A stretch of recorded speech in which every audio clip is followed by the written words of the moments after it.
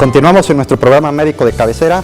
Está con nosotros la licenciada Adriana Hernández, licenciada en terapia ocupacional, hablando de un tema muy importante como es la estimulación temprana, sobre todo en recién nacidos. Licenciada, me gustaría saber quiénes son los pacientitos, quiénes son los niños que requieren, pues, de lo que hemos estado platicando, ¿no?, de este programa de estimulación temprana. Sí, doctor, es importante, como lo mencionamos en un inicio, saber quiénes realmente ameritan esta intervención de manera terapéutica, ¿verdad?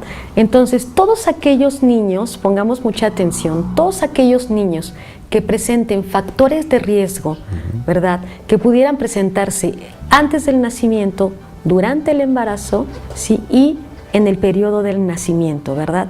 Entonces, también lo ameritan aquellos niños que presenten ya un daño neurológico establecido, ¿sí?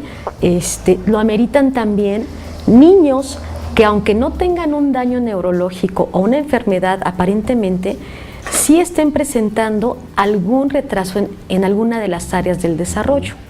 Sí, quisiera ahondar un poquito en lo que son los factores de riesgo, ¿verdad?, para que el auditorio pueda también aprender a detectarlos. No es importante que cuando tenemos un bebé en casa, siempre podemos compararlo con los hermanitos o con los primos, ¿no? Y de tal manera que sabemos que a cierta edad los niños ya controlan la cabeza, ya se empiezan a girar o empiezan a gatear o empiezan a caminar. Bueno, los factores de riesgo es una serie de situaciones que pueden alterar este desarrollo normal en los niños. Podemos hablar, por ejemplo, de factores antes de la concepción, ¿verdad? Okay. Factores como, por ejemplo, una mujer que esté muy baja de peso, que sea hipertensa, o que consuma drogas, o que fume, ¿verdad?, o que consuma alcohol. Ese es un factor de riesgo que pudiera condicionar una alteración del desarrollo una vez que se embarace. Bien, podemos hablar también de los factores de riesgo prenatales que se dan durante el embarazo, ¿verdad? La famosa preeclampsia, doctor, que es muy peligrosa, que es el aumento de la presión arterial en las madres. Sí, que compromete muchas veces, ¿no?, la vida de las madres. De las madres y del producto, así, ¿verdad? Podemos hablar también de una mala nutrición durante el embarazo. Podemos hablar también de infecciones virales tan peligrosas como la rubeola, que nos va a dar malformaciones en el feto, ¿verdad?, la toxoplasmosis. Sí, podemos hablar también de los factores de riesgo perinatales que se dan durante el parto, ¿verdad? Hablamos, por ejemplo, del trabajo de parto prolongado, en donde podemos ver un sufrimiento fetal. Sí, podemos hablar de niños prematuros, sí, o de niños de muy bajo peso, que estamos hablando de un peso menor a los 2,5 kilos. Son niños que ameritan estimulación temprana. Sí, niños prematuros que ameritan estar un tiempo en la incubadora, hospitalizados, también tienen el riesgo de pronto de adquirir alguna infección, ¿no?, que termina en neumonías frecuentemente. Por supuesto. Bien, y podemos hablar también de factores postnatales. Una vez que ya nació el bebé, si por alguna causa hay problemas respiratorios, sí, problemas que ameritan la hospitalización. Entonces, estos son factores de riesgo que pueden alterar un desarrollo normal en el niño, que pueden condicionar un daño neurológico. Estos pacientes son los que ameritan sí o sí estimulación temprana. Dentro de estos padecimientos podemos contemplar el síndrome de Down. Ok, incluso estamos viendo unas imágenes sobre quiénes son aquellos pacientitos, ¿no?, que requieren un plan de estimulación temprana, aunado a todos estos factores que desafortunadamente muchos de ellos pues no están, ¿no?, bajo el control de la madre y que desafortunadamente sí pueden complicar el curso normal de un embarazo y por ende el que lo va a sufrir es el producto, ¿no?, el bebé. Así es, doctor. Es importante también saber, ¿no?, que cuándo llevar a nuestros niños y por qué. Es importante también decir que es el médico el primer contacto con el bebé, sí, que sabe detectar ya un factor de riesgo. Lamentablemente no todos los médicos, no todos los servicios médicos te informan a ti como padre de familia que tu niño, por presentar un factor de riesgo, amerita estimulación. Claro. Sí, es probable que el curso del desarrollo se va a dar de manera natural siempre. Lo que vamos a hacer mediante la estimulación es potencializar este desarrollo, ¿sí? Tratar de evitar que haya secuelas o un posible daño neurológico. Sin embargo, cuando un daño ya está establecido, pues es difícil o imposible echarlo atrás, ¿no? Pero sí minimizar las secuelas de este daño. Claro. Y bueno, ya tocó el tema, ¿no? Aquí me gustaría mucho hablar sobre el síndrome de Down. ¿Qué es el síndrome de Down como tal? Bien, doctor. El síndrome de Down hoy en día es un padecimiento que lamentablemente ha incrementado. Los índices de nacimientos de niños con síndrome de Down van en aumento, está demostrado. Sí, pero también hoy en día es como más común hablar del tema, ¿verdad? Si nosotros preguntamos al auditorio, ¿verdad?, en la calle, si conocen el síndrome de Down, probablemente nos dirán que saben quién, pueden detectarlo por las características físicas. O conocen a alguien, ¿verdad? ¿no? O conocen a alguien, así es. Entonces, bueno, el síndrome de Down es un problema genético, un padecimiento genético que se caracteriza porque en el par número 21, sí, de los cromosomas existe un cromosoma de más. De ahí que se le llame síndrome de Down o trisomía 21. Sí, todos sabemos, así a grandes rasgos, que los seres humanos tenemos 23 pares de cromosomas, ¿verdad?, que dan un número de 46. En cada par, pues como el nombre lo indica, hay dos, ¿verdad?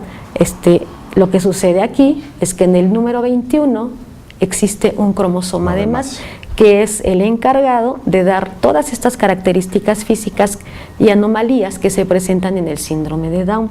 El síndrome de Down fue descrito por primera vez por el doctor John Langdon Down, de ahí el nombre de síndrome de Down, que describe las características físicas, ¿verdad? Sin embargo, no nos habla de las causas posibles del síndrome de Down, y hoy en día es muy complicado también hablar de las causas porque pues en realidad no se conocen.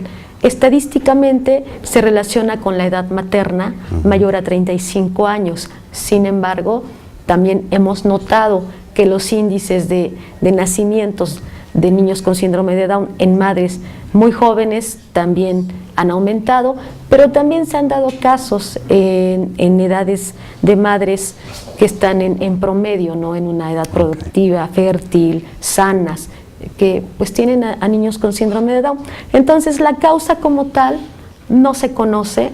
Pudiera ser un factor la edad materna, sin embargo no es determinante del síndrome de Down. Sí, y bueno, por mencionar algunas características físicas que son muy peculiares, muy identificables por el auditorio también, pues podemos hablar, ¿verdad?, de que hay facies planas, ¿no? Claro. Que esta parte de la carita está muy plana, la nariz es pequeña, la boca es pequeña. Sí, tenemos lo que se llama pliegue picántico, ¿verdad?, que hay como un exceso de piel, de pliegues en esta partecita interna de los ojos. Podemos hablar de la braquiocefalia, que es como una, digamos, una aplanación en la parte de la nuca.